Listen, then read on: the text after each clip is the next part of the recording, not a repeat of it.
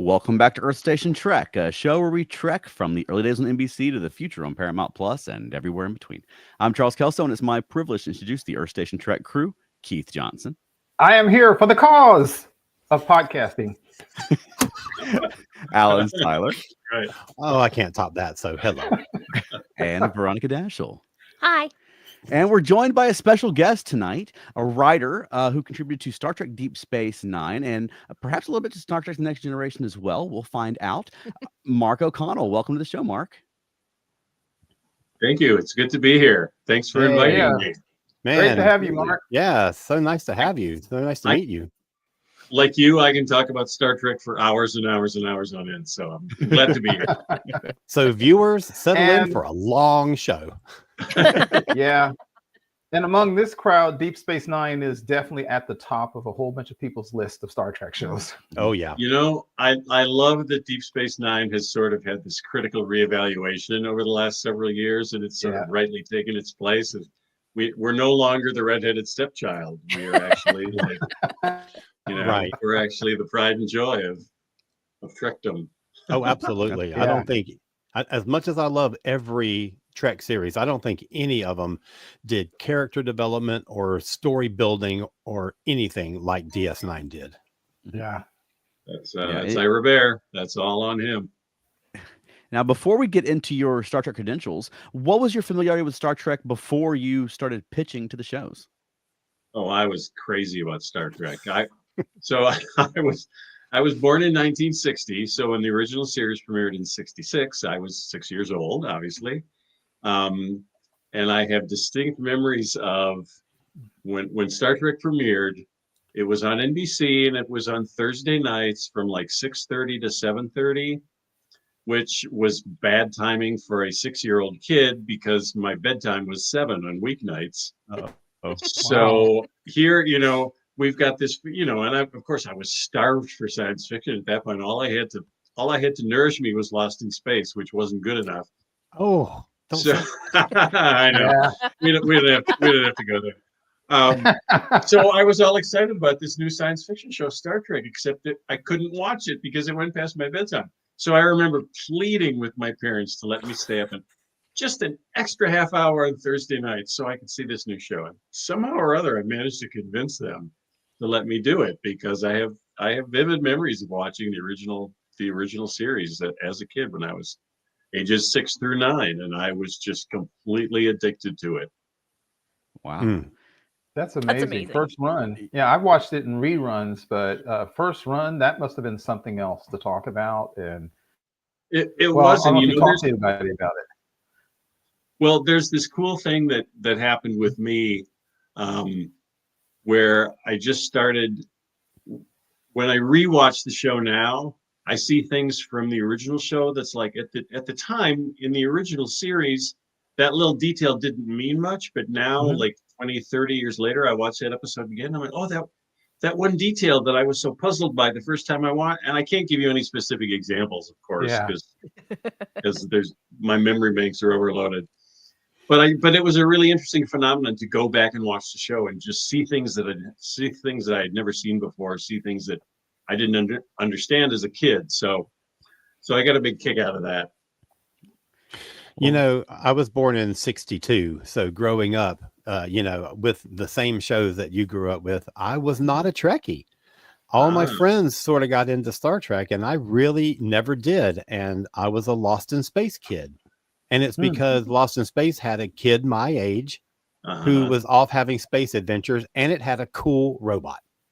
That's true. So, but later I got into Star Trek and, here we are doing a podcast about Star Trek. I don't do a podcast about Lost in Space. So Yet. Yes. Period. Well, famously in the 90s, the Star Trek shows had a script submission policy where just people could, or aspiring writers or current writers could submit scripts to the shows. Now, am I correct in assuming that you took advantage of that? Yes, I did. The funny thing is I wouldn't have needed to take advantage of it because I actually had just signed with an agent not long before Next Generation premiered. So I already sort of had the door open to me to begin with, but yeah, that open door policy of Michael Pillar's was really quite amazing. And the reason they did it was because they knew from the original series how powerful the Star Trek fan base was. Mm-hmm. Right. The original series, as we all know, was going to be canceled after the second season. Right. And Bijo Trimble organized, thousands of fans somehow or other in pre-internet days, was able to Right. mobilize, this vast army of Trekkies who were banging on Paramount's door saying, "Give us more, give us more," and they succeeded. It's amazing. So so Mike Pillar, I'm sure that's what inspired his policy. Open door policy. Anybody, whether you had an agent or not, whether you were young or old or had never written a word in your life, guaranteed someone on the production staff, they couldn't specify who, but someone on the production staff would read your script if you sent it into them. So the script I sent in, actually, I did benefit from that policy in a way, now that I think about it, because I wrote a spec script for the original series and I formatted it all wrong. I was such a newbie. I got the formatting all wrong and the script ran like 20 pages longer than it should have. So they would have had every right to toss that script in the garbage because I didn't follow the rules. But no, somebody read it. Wow. Somebody read it. And I actually, I'm still pretty proud of that script. I called the episode Between Two Darknesses. And the story was that everyone on the Enterprise becomes suicidal. And the only person who's it was pretty dark. And the only crew member who wasn't affected by this was Data. Yeah. So it was up to Data to save everyone from this suicidal impulse, but Data could not understand it at all. It was completely alien to him that anybody would wish to end their existence.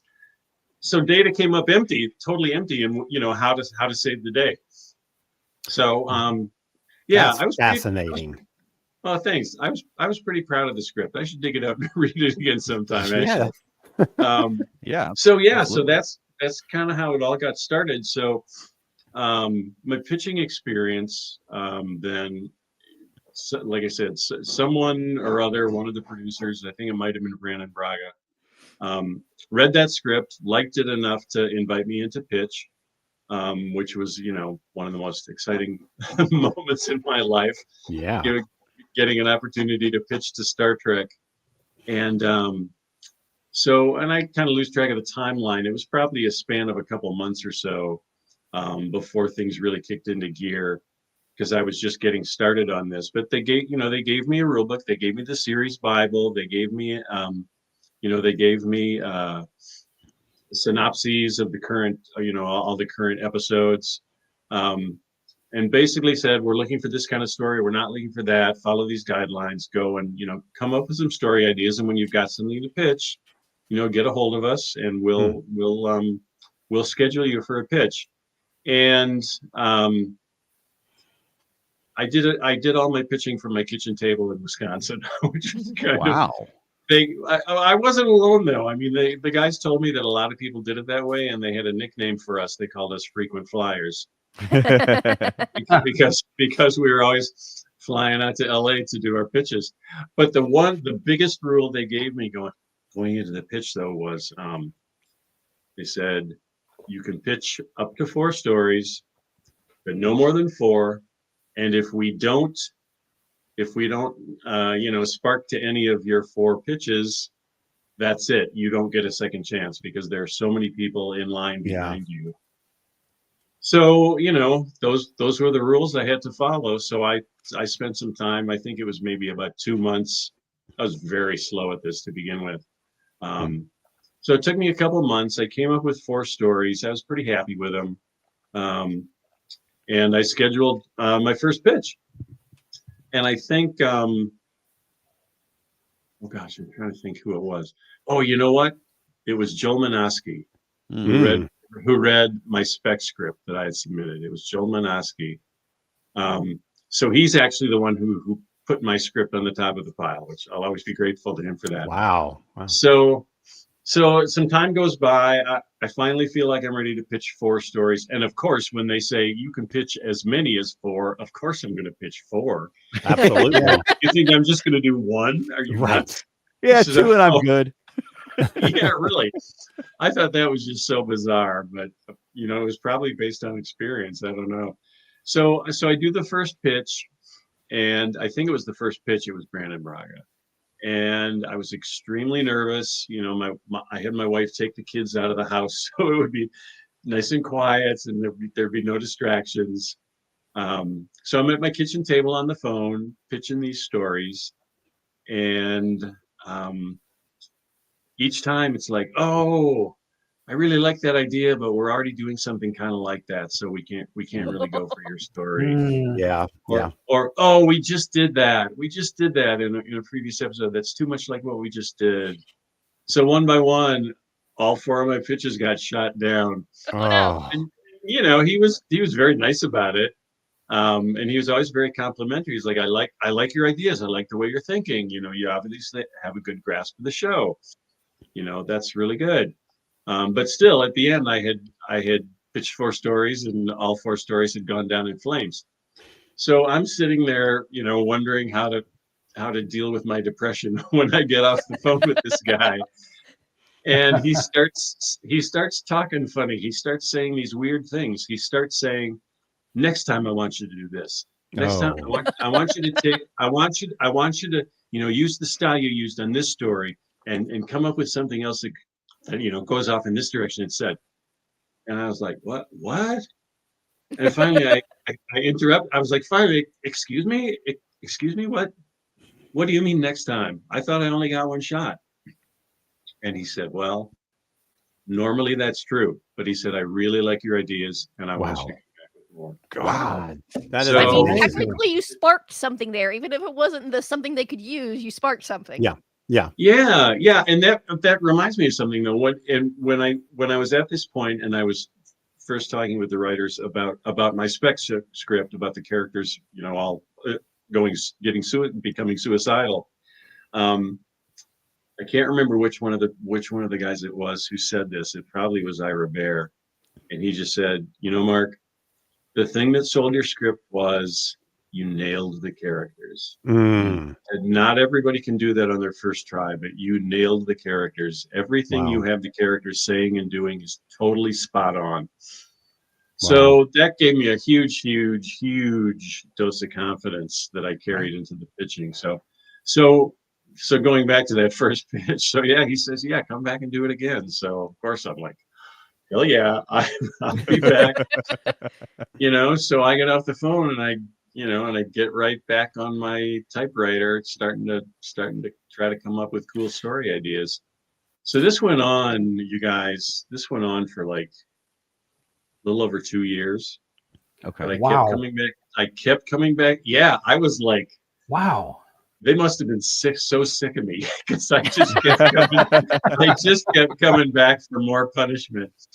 And so yeah, every couple of months I'd come up with 4 more stories that I thought really clicked.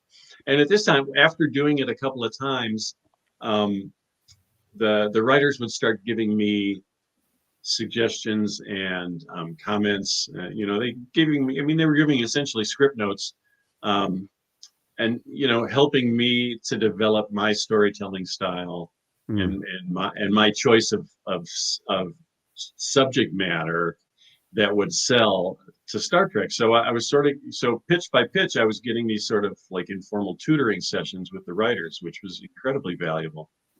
Mm-hmm. Wow. So yeah, so finally we get to, it's season 6 now, and I've been pitching to these guys. Oh, okay, this is gonna be, so I've been pitching these guys for a couple of years now, literally, and I pitch a story that ended up, this is for Next Generation. I pitched a story for Next Generation that ended up being titled Timescape. Oh. Mm. So I pitched a story in which Picard and several of the crew members have been away at an away mission, and when they return to the Enterprise in their shuttlecraft, they find this tableau. They find the Enterprise and a Romulan ship locked in battle, but in suspended animation. But time has frozen at the exact instant that the Romulan ship is about to deal the death blow to the Enterprise. So our heroes have to figure out, number one, how to get time moving again, and number two, how to get time moving without letting the Romulans destroy the Enterprise. Right. Because the minute time starts moving, the Enterprise is gone. It's history. Yep. So that was my story pitch, and you'll notice that's a story pitch that didn't really involve any major like character arc.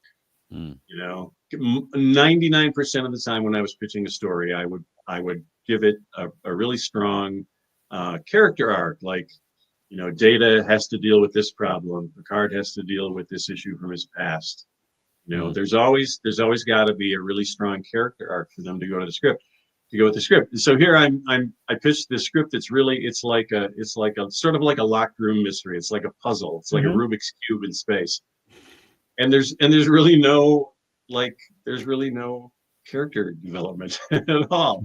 So, you know, it still kind of surprises me when I think about it that they went for that story because of that. So what happened was, that was one of the 4 stories that I pitched on that date.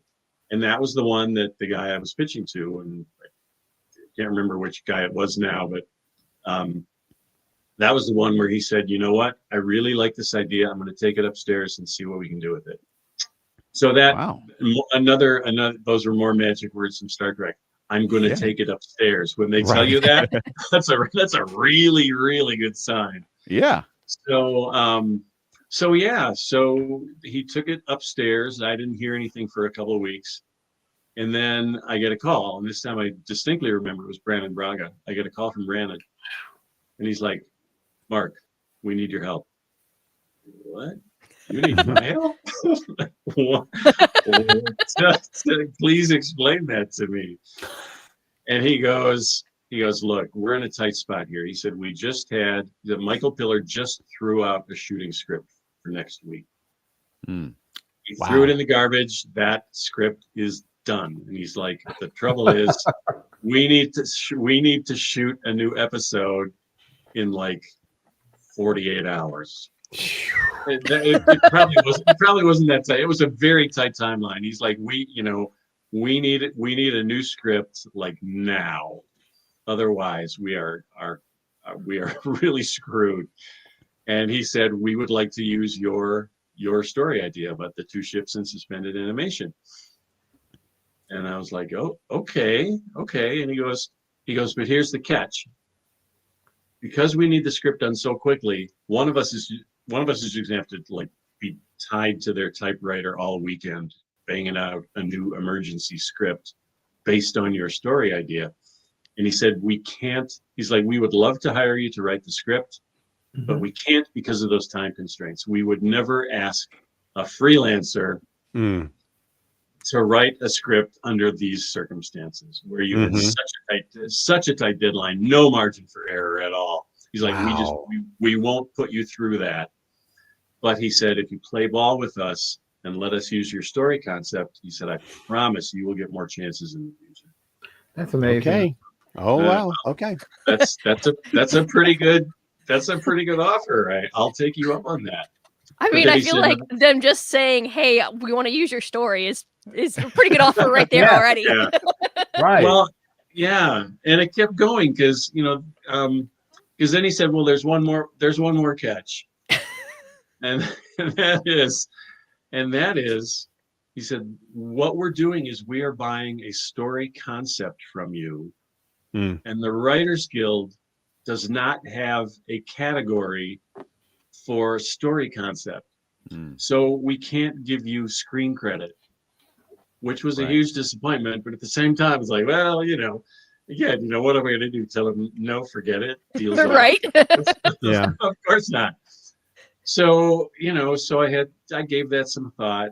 But the flip side of that was by doing the deal with them, letting them buy the story concept, that actually qualified me for becoming a member of the Writers Guild. So in that sense, it worked out really well anyway. But so here, this is my first visual aid. I'll try to hold it so you can read it. This is my first paycheck at Paramount Pictures for $1,750. Nice. Wow. That's how much they paid me for the story concept for Wow. Timescape. Wow. Yeah. That's And, crazy. Early 90s money, well, too. you know, to this day, dollars per words, it's probably the best I've ever been paid for my writing. Ever. You know, if I were to sit down with a calculator and figure it all out, I'm sure it would work out that way.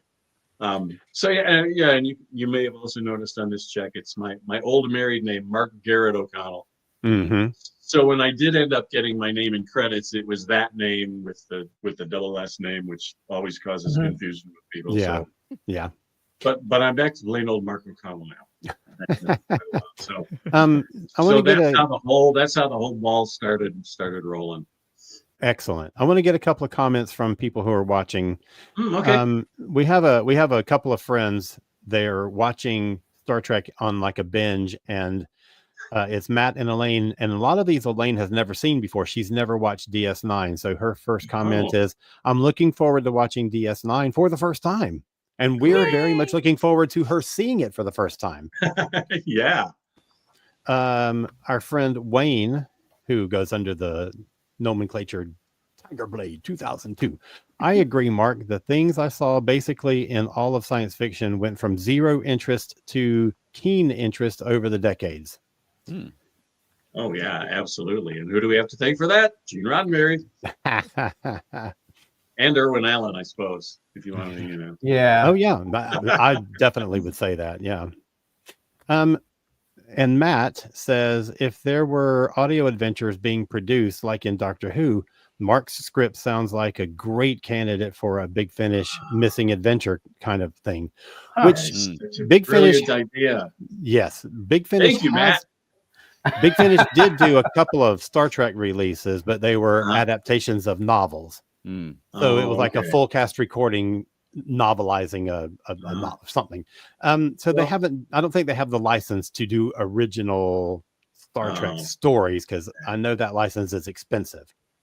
But hopefully. I bet.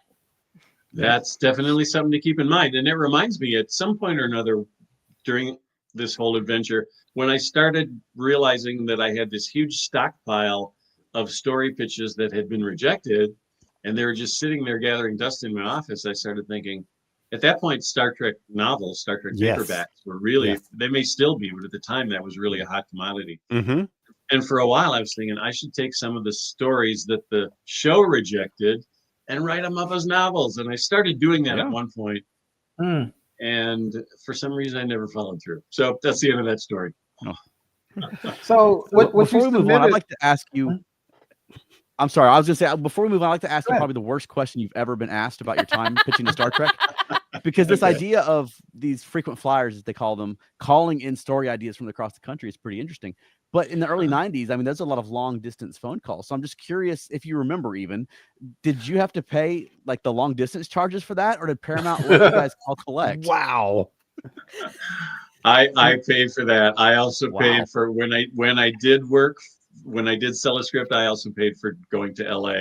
I paid for the airfare, and I paid for my meals and my hotel and all that. So, which, you know, I was happy to do. Wow. You know, So and you know, the logic, they would just say, hey, it's not our fault you live in Wisconsin. What the hell? Right. There you go. Yeah. That was your choice, pal. So when you put your first paycheck of selling a story into context, you've already laid out quite a bit of cash to get all of this moving. So. Yeah, that's true. Yeah. That's still, true. it's very cool. And I didn't mind. Yeah, I didn't mind at all. I wouldn't either. So how did you feel when you saw the finished product as it appeared when it was actually broadcast? That was Timescape, right? How did you feel about it? Yeah, Timescape. I loved it. I thought it was excellent. I'm pretty sure it was Ron Moore who wrote the script. And I thought he did a brilliant job. It was a pretty, I mean, the idea, you know, had a lot of potential for action and adventure and suspense, big time suspense. And when I was able to read the script that Ron had written and then watch the episode, I was very, very pleased. I couldn't have done a better job. he did an amazing job of coming up with 60 minutes of pure excitement, Mhm. and it all worked. It all just worked. I was very thrilled with it. And of course, I love telling people, yeah, that was my story idea. They didn't put my name in the credits, but you know. That's great. Am I remembering? There's a scene that I'm remembering that I'm sure came from that episode where they're on the ship and there's like some smoke and somebody draws a smiley face in the smoke. Is that in the script, or was that something that Ron added? That was in Ron's script. Okay. It was the idea was that so once Picard, and I think it was Picard, Geordi, Troy, and Data. Maybe not Data. I can't remember now. Yeah, but Data the was idea there, was okay. The idea was that once they were able to get inside this temporal anomaly, and I always love saying temporal anomaly. Temporal anomaly. It's just the greatest term in the world. So the idea was that once they got their way back inside the temporal anomaly and back on board the Enterprise, they were liable to succumb to something that they likened to the bends, you know, when a diver comes up too quickly. So they basically came up with this idea of the bends in outer space, which I still think is kind of funny. But yes, Picard succumbed to the bends from outer space, and there was a cloud of vapor coming out of the warp drive, and Picard just kind of goofily put doot, doot, and then the smiling face, and he starts giggling like uncontrollably. And yes, Geordi and Troy are like, Captain. So yeah, it was a nice moment. I love that you remember that. Yeah, and Elaine, who's here, is watching. Elaine, spoilers, because I don't think you've gotten this episode yet. But one of the things I liked about it, Mark, was because I remember seeing it, of course, first run. It was cool when you see there was the scene where Beverly is getting shot, and there's there's a disruptor beam in her midsection, and you're like, crap, how are they going to get out of this one? So it's really cool when you see that, because back in the old days it would be a bullet, like there's these beams frozen in air. That was really cool. Well, and that was, I think that's one of the reasons that the idea sold, was because it had the potential for that kind of visual, that kind of image that was really kind of shocking. I mean, it sounds as though you were kind of shocked when you saw that scene. Yeah. And I think that's why I think that's a big reason that the idea sold, because they were able to see the drama just in the imagery of the two ships locked in battle. Yeah, it was pretty cool. I remember Marina Sirtis said about it. It was one of her favorite shows because there was a line in the show where they were trying to figure out what was going on, and they remember they ended up pinpointing the time dilation issues or the time issues to the singularity, the black hole, and Marina Sirtis, who by that time had the episode where she had been a spy for was it the Tal Shiar? She loved this episode because when they were talking about the way it works, she said the Romulans used a micro singularity or something like that to power their warp drive. And Marina Sirtis said she loved it because they were finally taking her seriously. And she got just that one line. She's like, thank goodness. I'm able to say something. I'm able to say something like, Captain, I sense hostility, but I can't tell where from or who's going to do it. And so she loved that, just being able to say that. Oh, man, I'm so glad you told me that story. I love that. I totally love that. So, well, yes, there was some definitely some techno babble in that episode for sure. Yeah, we all love that stuff, though. It's the best. It's so much fun to write. All right, so let's talk about some Deep Space Nine. Yes, sure. Please. So your first script comes in season 2. So how much DS9 had you actually seen when you get your first script accepted? Because I know there's a good time lag on a lot of these things. Yeah. Oh boy. I'm really bad with those dates. Gosh, you would have to ask something like that. It's a little foggy what the timeline was. Yeah, sure. What I do remember though is this I do remember.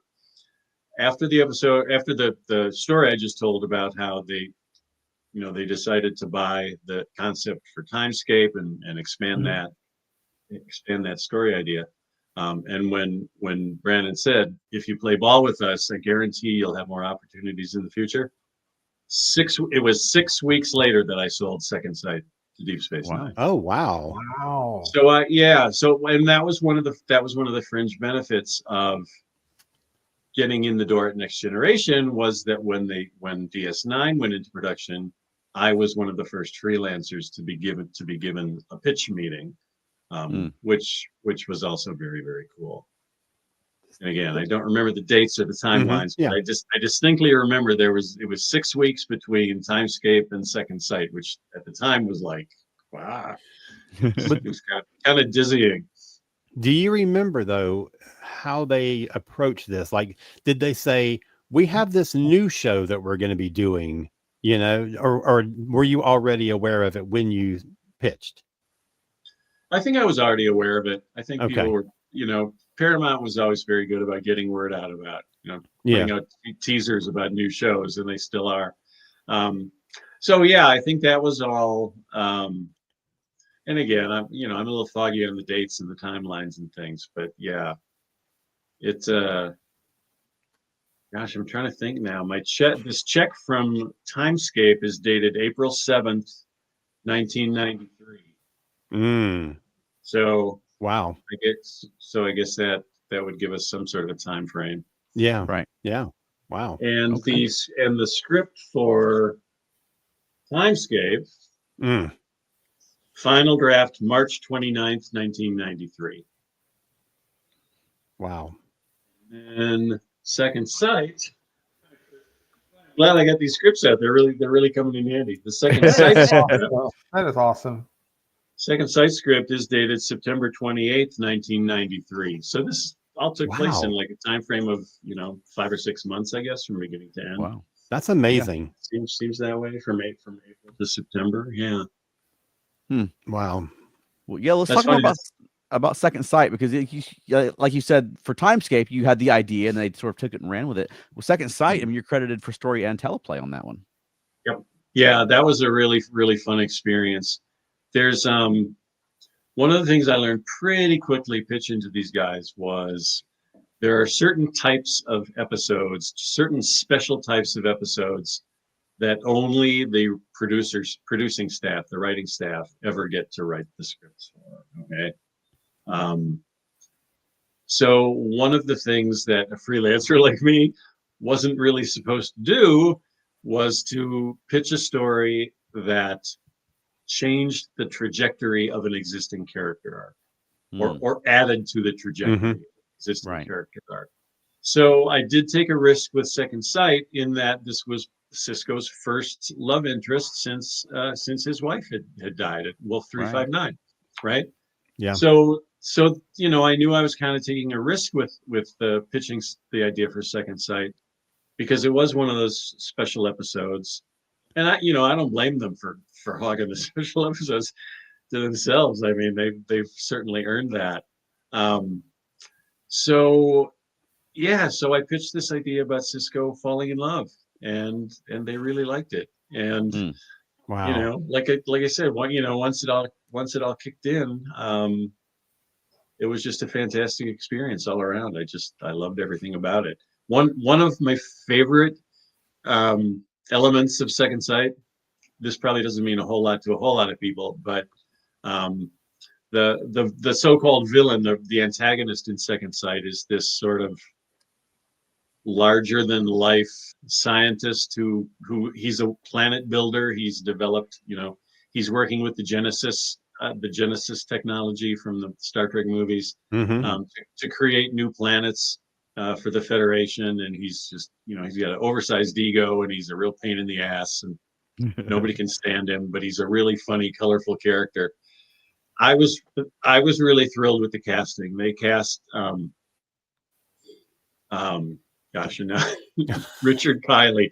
I forgot for a moment. They cast Richard Kiley, who, if you don't know him from anything else, you might know him as, for years and years and years, he narrated the National Geographic TV specials. Okay. He has this incredible voice. He was a Broadway star.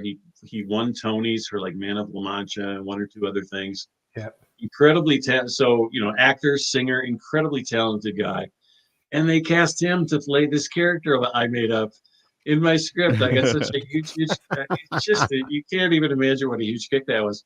And I was talking to one of the guys about it once, and they said, yeah, our first choice was Richard Harris, who, Wow. Wow. Yeah, I again, can see that. he's not the kind of guy a whole lot of people would recognize instantly, but if you see his face, you're like, oh, I've seen him and stuff. Of course, Right. Richard Harris. So that was one of the cool developments with that script was the casting of Richard Kiley, and one of the scenes he was in when he's first introduced in the script. He is Cisco comes down to Dax's science lab, and to meet this guy who's just come aboard to start working on this planet creating project. And Cisco's like, "Well, where's our guy?" And Jadzia is like, "Well, he's in there. He's in the flux chamber." And we see him for the first time. He's like inside this like enclosure, this glass enclosure where there's like bolts of energy and shit flashing out all around him, and he's like trying to harness some sort of cosmic power as part of his project.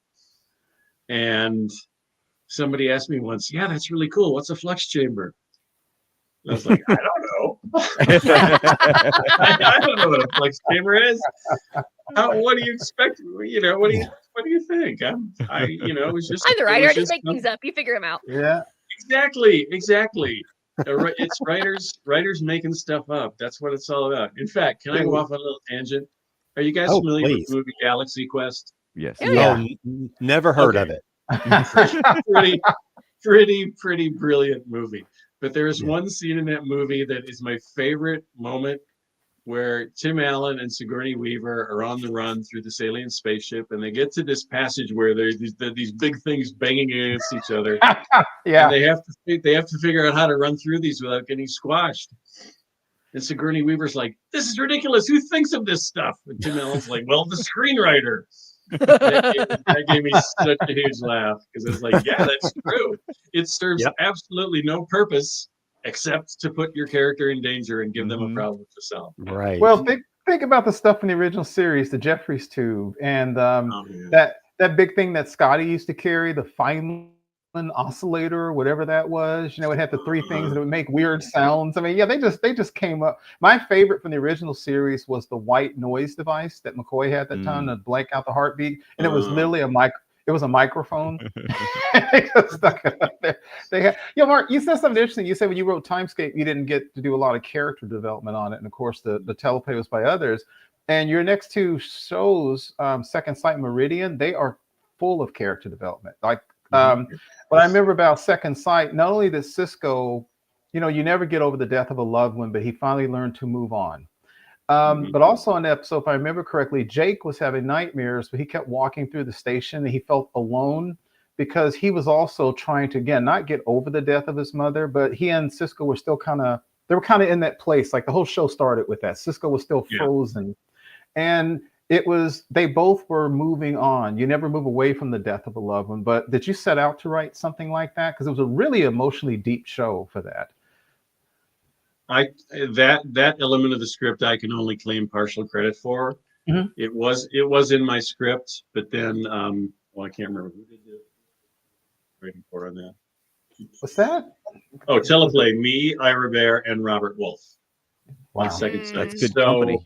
Yeah, it is. So three writers. To be fair, I'll just say we each contributed 1/3 to that story arc. I know I did some work with it early on, especially in the crucial first act where you're introducing the guest characters and you're introducing the problem of the episode.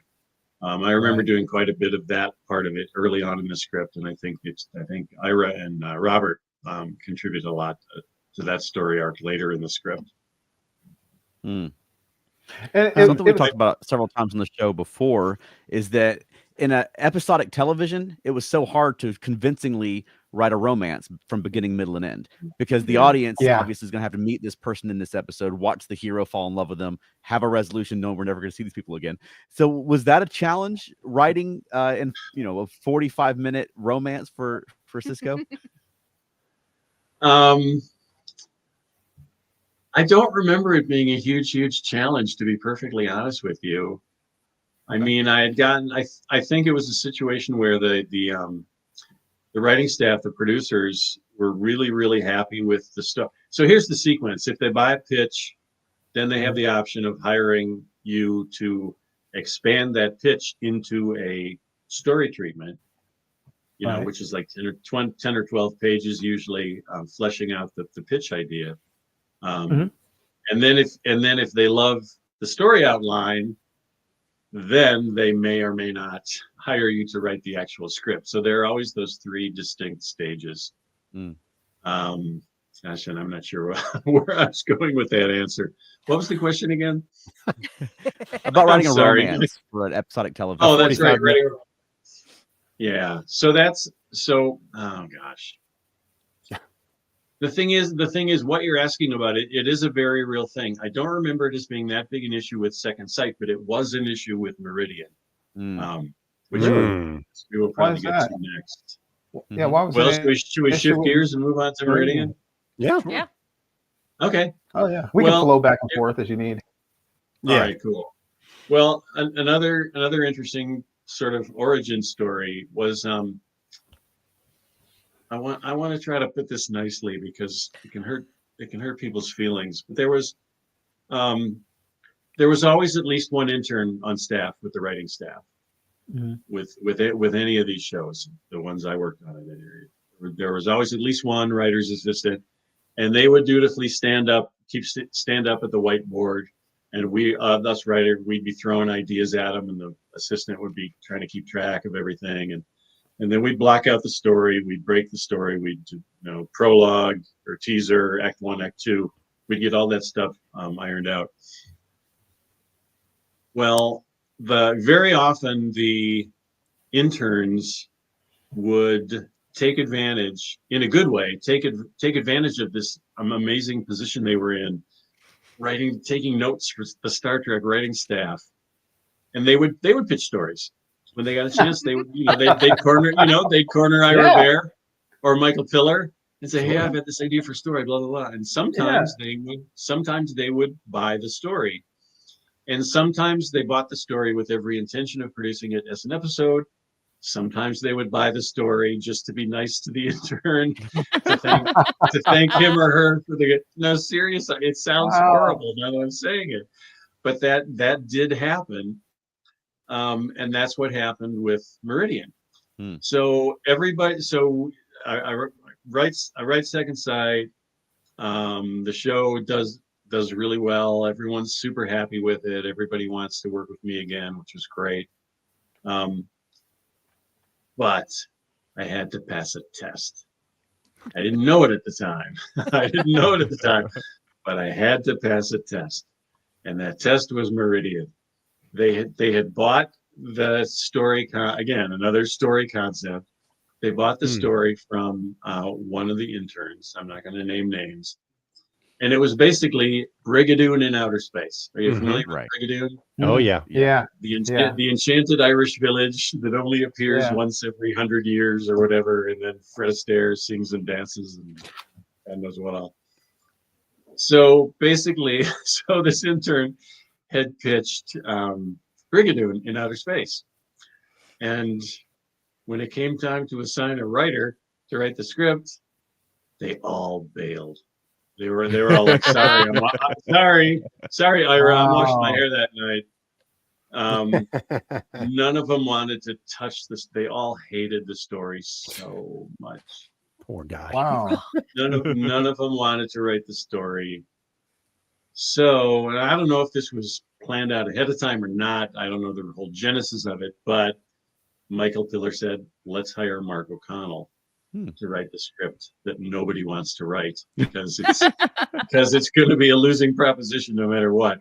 So I could look at it as Michael Piller setting me up for failure. Part of me thinks that was a little part of it, and I can talk a little bit about that later.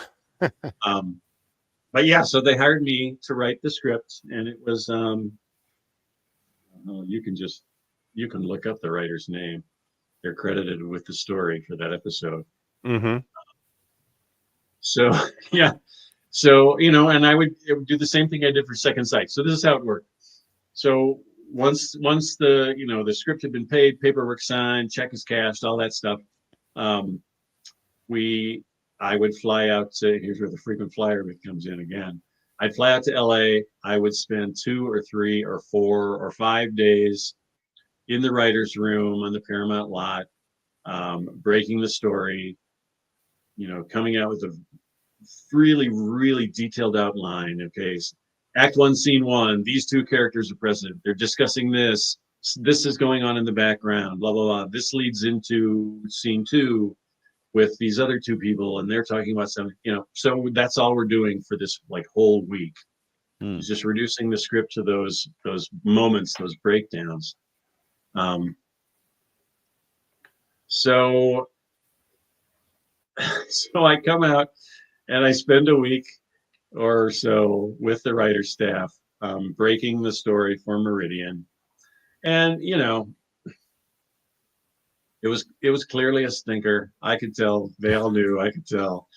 But they hired me to write the script, and I was like, well, I have to treat this as though this is the coolest story and the bestest story ever told by someone. Yeah. That's the only way to approach it. Otherwise, I'm absolutely sure to fail. So we're done with the story break. Everybody's like, "Hey, Mark, bring us back a good script." So it would usually take about 2 days for me to write a first draft. So I write the first draft, and here's the problem with a story like Meridian. So it's about this planet that appears every 60 or 70 years or something, and our friends on Deep Space Nine discover this planet because it's just appeared out of nowhere, and we get to know the inhabitants, and Jadzia falls in love with this dude on the planet, and there's this thing about I have always believed that this was just a thing with Michael Piller. Whenever they portrayed an idyllic pastoral alien society, they always looked the same.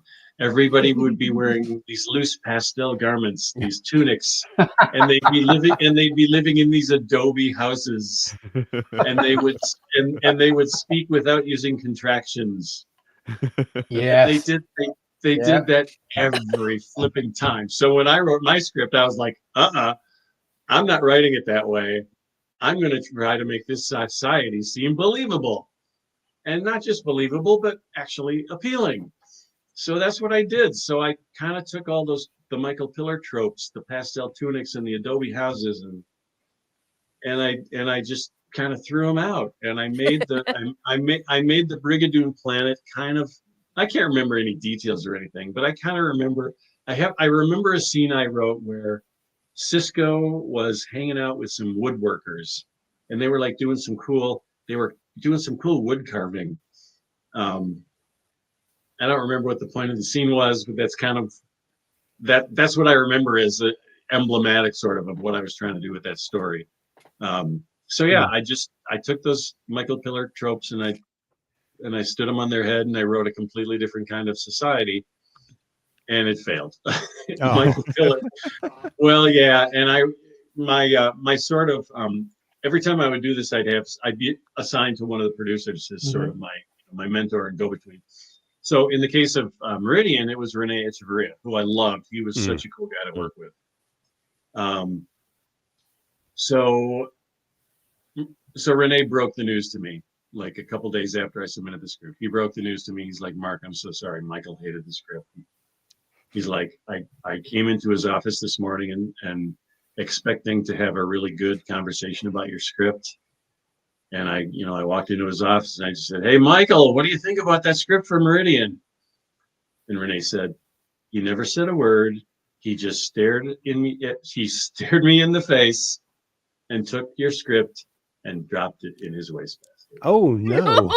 And he never said a word. Oh my gosh. Yeah. Wow. Oh. Pretty brutal. Wow. And because at the beginning of this process, the writers were telling me, "Mark, this is your ticket. You're gonna get a staff job after this." You know, Wow. but don't blow it. Apparently, I blew it. So in that case, coming up with an original idea was kind of like not a very good idea.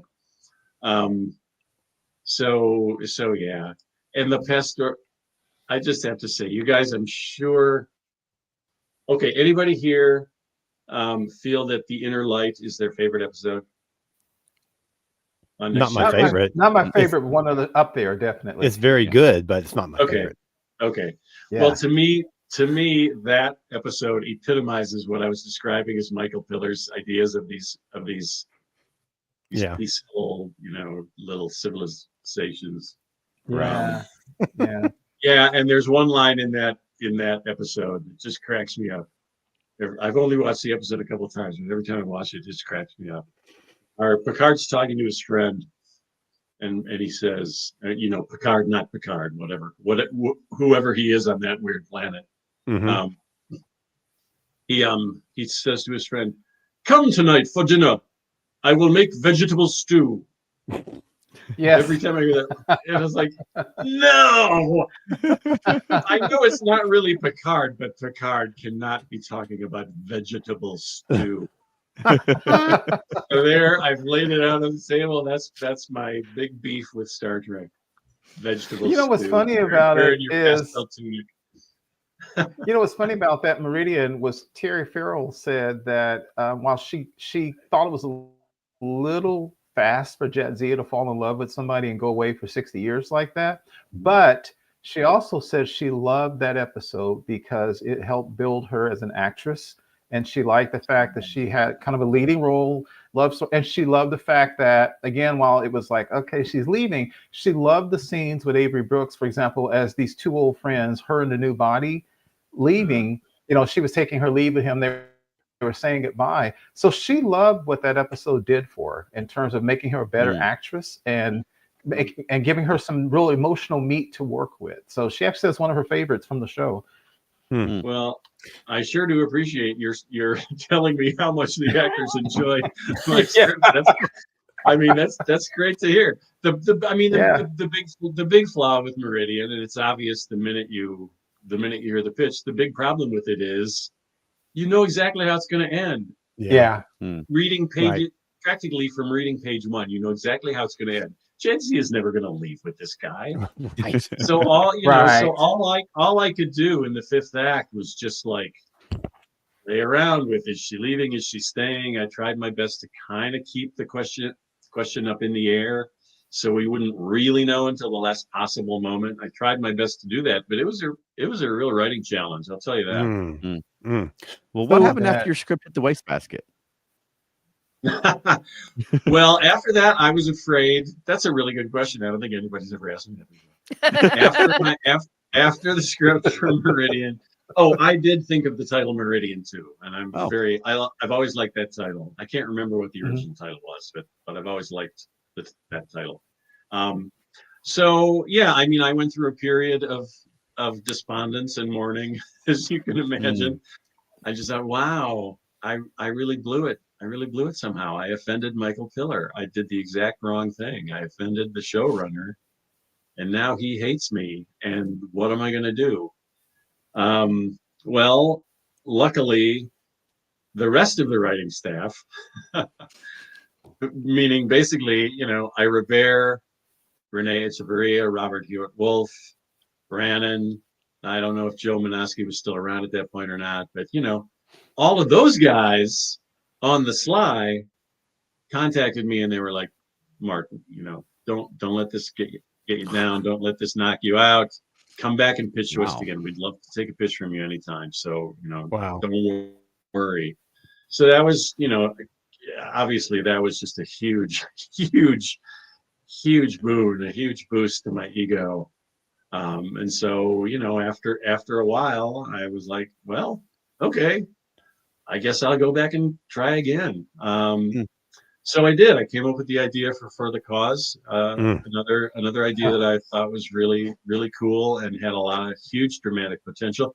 And again, one of those special episodes that usually were hogged by the staff writers. Somehow or other, I mean, I didn't write the script, obviously, but somehow or other they bought that story that messed with the arcs. You know, that's it was a huge monkey wrench to throw into Cisco's and Cassidy's romance. Yes.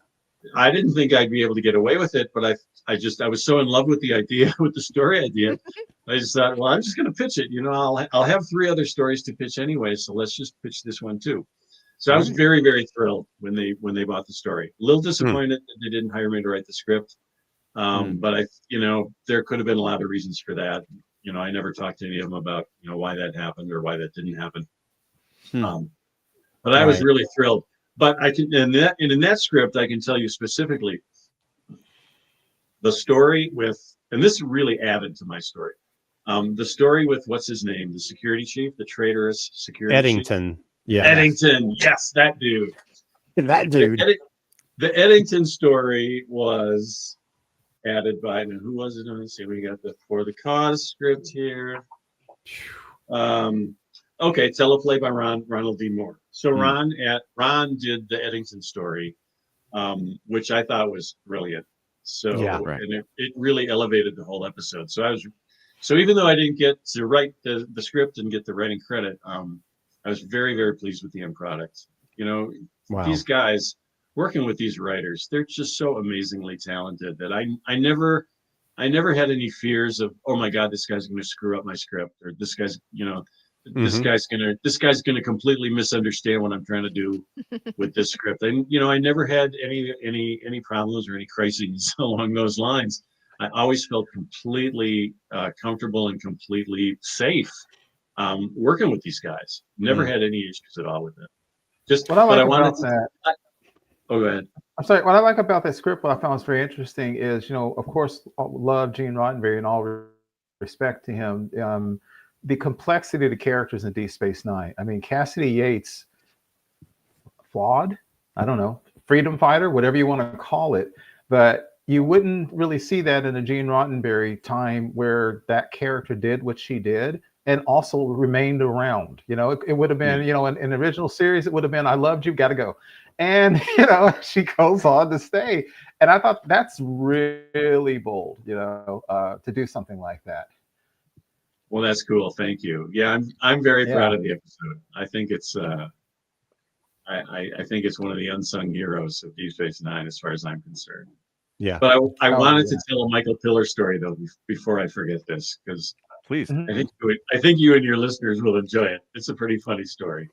So this was right around the time I was working on Meridian. So I guess I was kind of on shaky ground with him to begin with, or something. I'm not really sure. But the way Michael's office was laid out in the Hart building, it was a very long, narrow room, and on one far end was his assistant's office, and that was the entrance to the main office. And then way on the other end of the office, there was just a wall, and that's where Michael's desk was. His desk was so the entrance to his office way over here, his desk way over there. And I wanted to ask him something about how to handle something in whichever script I was working on at that time. So I come into his assistant's office, Robin, and I'm like, hi, is Michael in? Can I talk to him? And I could see when I came in, Michael was at his desk, and he reached up. I didn't see this from way across the office, but he reached up and he grabbed a rope, and he pulled the rope. And that rope went all the way around the office. Oh my gosh! And slammed the door shut. What? Oh okay, no! Maybe slam is overstating it. my perception of it was, my memory of it was that he had a little door slamming device and he was not afraid to use it. Wow! So that's amazing. It's like a Rube Goldberg kind of thing. Oh, totally. Okay, and just the way he did it so calmly, and I think he was probably staring at me when he did it, like screw you, Mark. I shouldn't talk like that. Michael passed away a long time ago. Cancer. I'm a cancer survivor, so of course I always have great sympathy for people who've gone through that sort of experience in life. So I shouldn't be mean about Michael. And the thing is, Michael's thinking and his actions got me those jobs in the first place. Right. I never would have gotten the chance if Michael hadn't signed off on it. So that's your stories are amazing because, like you said, that getting submissions like that, it just doesn't happen anymore. You hear about the Steven Spielbergs and the people who snuck into an office and all that kind of stuff, and you just don't get to do that anymore. Boy, I wish. I probably could have if I had been thinking. There's another Michael Piller story that also probably plays into why I didn't get the staff job. In one of the story sessions, one of the guys made a joke about a script they were working on, and I sort of, without thinking, Michael sort of surprised me. I was walking down the hall, and Michael just sort of popped out of his office and into the hall in front of me, and he started giving me some instructions on how to write this script. And I made probably the stupidest mistake of my life. Oh no. I repeated the joke that I had just heard in the writer's room, not knowing that Michael was the subject of the joke. Oh no. Oh no. So that could also be the reason why I didn't get the staff job after Meridian. You decide. I don't know. Wow. Oh I know, my it's not gosh. horrible. It was, and I called my agent. I called my agent up in a panic because when I got back to my hotel, I was like, "Oh, Wendy, I think I screwed up everything." She's like, "No, don't worry. I'll send him a box of chocolates. we'll make everything okay." And I guess we made things okay enough so that I was able to come in and pitch for the cause and to keep pitching other things. And somewhere around here, and again, timeline. Don't quote me on timelines. Somewhere around this time, also, they were starting to develop Voyager. So that was another cool thing. I was invited by Jerry Taylor to be one of the first freelancers to pitch Voyager, which was a huge honor. And I loved the show, and I was absolutely thrilled to get this opportunity. And not only did I get the opportunity because of Jerry, but I actually got to pitch directly to her. She was the showrunner. Wow. And I didn't always with DS9, I didn't always get to pitch to Ira. In fact, I don't think I ever pitched to Ira. It was always one of the other writers. So it was pretty cool to be invited to pitch to Voyager and to realize that I was going to be pitching directly to Jerry. Wow. But it turned out to be such a weird experience because I would pitch my 4 stories to Jerry. She would be like, "Oh, Mark, I can see why they kept hiring you on DS9. I love your ideas. I love the way you think these things through." But she said, "We've done some focus groups, and the fans don't want this kind of story right now. They want something different." And she sort of gave me this sketchy outline of what the fans wanted. I was like, okay, well, I'll give this some thought and see what I can do with it. So I gave it some thought, and I came up with 4 new stories that adhered to what the fans had told her in the focus groups. And I thought, okay, I've just done exactly what she asked me to do, exactly what the fans are hankering for. And I pitched the stories to Jerry, and she was like, "Oh, I'm so sorry, Mark. We've done some more focus groups, and they said the exact opposite." What? And I'm not quoting her, verbatim. Right. Yeah. But basically that was what she told me was, we've changed direction again. Wow. And honestly, I was so frustrated by that. I just thought, well, I'll never sell something to Voyager if that's the way they operate. So I just kind of backed away and started focusing on other areres of my career at that time. But yeah, that was kind of a weird experience. So I could have been a writer on Voyager, but it didn't happen. Wow. Okay. Before anybody else jumps into the question, I've got a question from a viewer that I've been sitting on for a while now. And I want to get it in because we're like already over an hour. I just want to get this one in and let you address this one. Okay. And this is my buddy, Rob Levy. And he wants to know, when you've got a script in, how many times do they ask for rewrites or changes to the script? And what was that process like? they would ask for rewrites absolutely 0 times. Oh. When I submitted a script, that was my last contact with it. It always went to one of the staffers to do a rewrite, and then it would go to Ira Bear, the showrunner, to do the final rewrite, and that was the script they went with. So pretty simple system. It sounds like it. One cool thing, though, I'll tell you another cool thing. And are we gonna have time to talk about Who Mourns For Morn, my favorite? I don't know. We're already at over an hour at this point. We have to do a part 2. Have you back. All right, invite me back. I'll tell you all about Who Mourns For Morn. Awesome. I can't wait. I'd love that. Yeah, seriously, we would like to have you back because we got to do the Who Mourns For Morn. We got to talk about the UFOs. There's other stuff we need to talk to you about when you come back. No, there's still more to talk about for the cause too, because we really haven't dived into that one yet, and that's a good one. Maybe I'll reread it before we talk again. I'll plan on Excellent. All right. Well, thanks, you guys. This was super fun. Time really flew by. God, this has been so fascinating. I have enjoyed everything that you've said. It's just been amazing. Mark, let me get something in real quick. I promise it's less than 30 seconds. I've talked about this a lot on the show. As a black man growing up, when I saw Star Trek and stuff, I grew up not seeing black men who were anything but like pimps and hustlers and criminals and stuff. Cisco was extremely important to me because he was a black man who was presented positively. And the romance back then, it was rare to see a black man and a black woman have a romance that was loving and stuff. So the thing with Cassidy means a lot to me and my wife, not just because it was a good story, because it was something to see a couple with a strong black man, a strong black woman, and then they still somehow, we know later, they kind of make it work. Because at the end of that episode, he kind of said, "I'll be here waiting for you." That still stays with me. That means a lot. It's probably my favorite couple in Star Trek, in all of Star Trek history. So I do appreciate that. Thank you so much for telling me that. That means a lot to me. Thank you. Yeah, thank you. Yeah, Mark, where can people find more of you? Well, I have a new book coming out in May.